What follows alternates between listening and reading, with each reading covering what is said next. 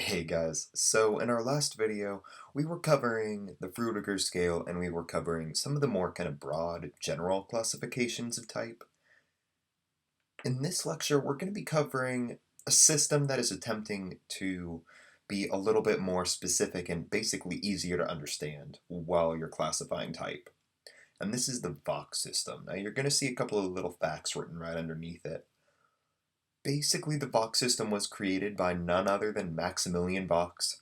Pretty sweet name, if I must say, and it was created in 1954. It was basically a way of modernizing our current type classifications. And by 1954, I mean, we pretty much had, minus the introduction of the computer, more or less all of the different typefaces that we have access to today. You know, sans serifs were already very popular at that given time, so we already had a good understanding of what we were going to be expecting in the future with typography, and basically just had the tools in front of us to make more well-formed decisions on how to actually classify type. So I'm a fan of the Vox system. You're going to see some similarities between our previous discussion of classifications and the Vox system. There are definitely some terms that are going to be used interchangeably between the two, so let's just go ahead and jump right into it. Humanist is where we begin in the Vox system. Basically, humanist typefaces are categorized as being influenced heavily by traditional Roman characters. So there's a few specific things that you're going to notice when dealing with a humanist font. For instance, the crossbars on the E are typically going to be sloping. You're also going to see, for instance, on the A, there's a little bit of a slope to the bowl as well there. So that's something that's really common in these humanist typefaces. Also, a relatively low X height. You're going to see as we go to old style, for instance, the X height, or the height of more or less just about all of the lowercase characters, are a little bit lower in humanist fonts. And of course, the fact that they have a relatively low contrast between thick and thin strokes. These are all categorizations of humanist typefaces. You're going to see my example here for us was Minion Pro.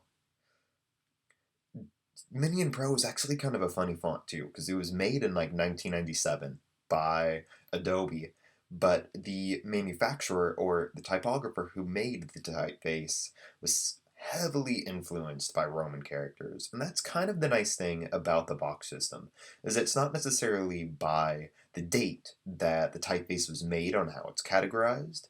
It's much more broader, and it's all about where you received your inspiration from and what it ended up looking like by the time you were done making your typeface. So that was Humanist. Now moving on to Garalde.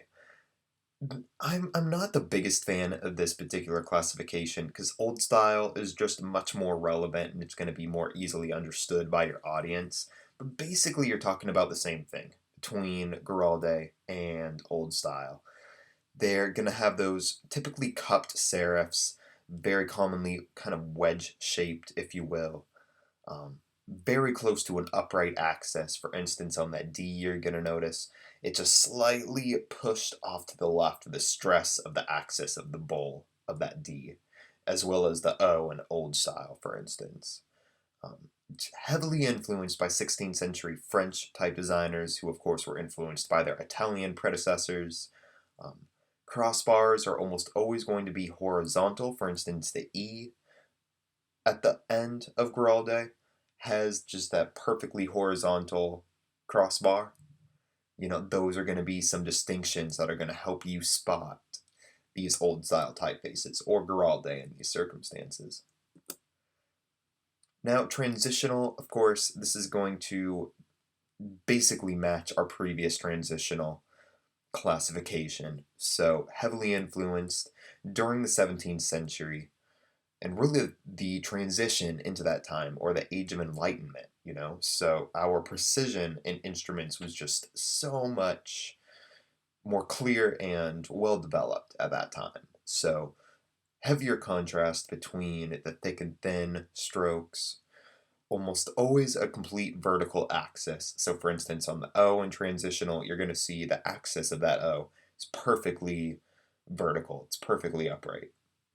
The typeface I chose to use for this example was Baskerville. Baskerville is by far one of the most heavily renowned in history typefaces, just because John Baskerville, the guy who made it, was like considered a perfecter of his time. You know, he wasn't necessarily a type founder. He looked at previous typefaces and said, how can I make those basically as perfect as possible? And he got pretty damn good at it. So transitional typefaces, I always think of Baskerville, and you can just see in his style of typography, very precision oriented, really big contrast between thick and thin strokes.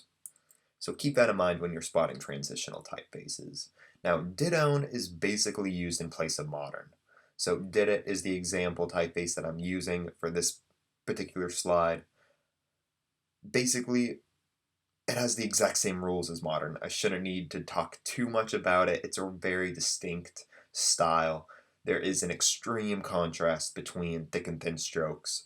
Hairline serifs, that's personally my easiest way of being able to spot a modern or Didone typeface, is just those hairline serifs. You hardly ever see them in any other circumstances, but in modern typefaces, they are like the epiphany of use, you know? That is practically what they're made for, are these modern or Didone circumstances.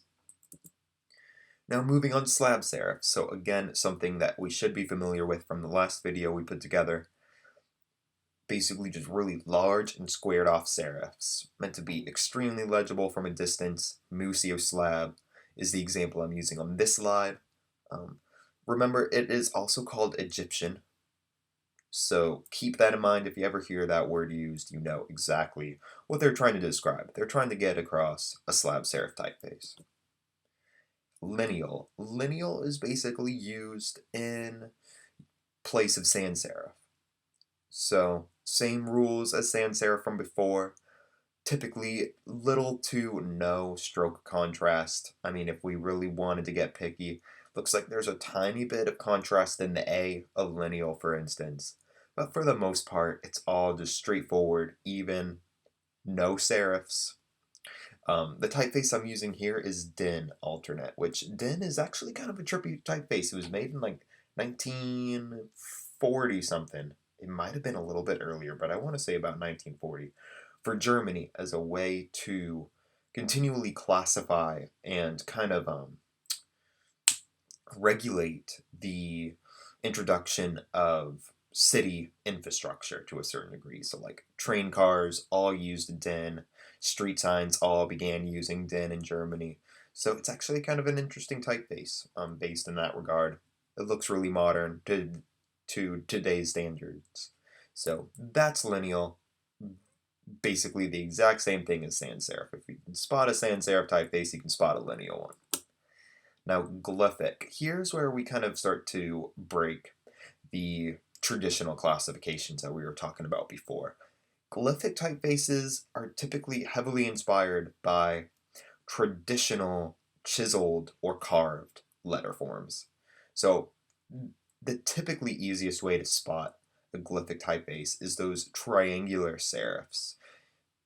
Now, serifs were practically introduced based on the need of chiseling your letters. If you go to Rome, particularly in really old Italian architecture, you're going to see these GLYPHIC style typefaces all over the place. And the whole reason for it was because when they were chiseling in, the way that the tool was shaped, almost kind of like an arrow, it just looked really messed up if they just went all the way down a stroke and then there was like one distinct point at the bottom of the leg of that H, for instance. You know, it just looked kind of weird to them. So instead, they took that chisel, gave it two extra little clunks at the bottom to create the serif.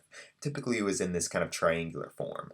So that's how you spot a GLYPHIC typeface debut.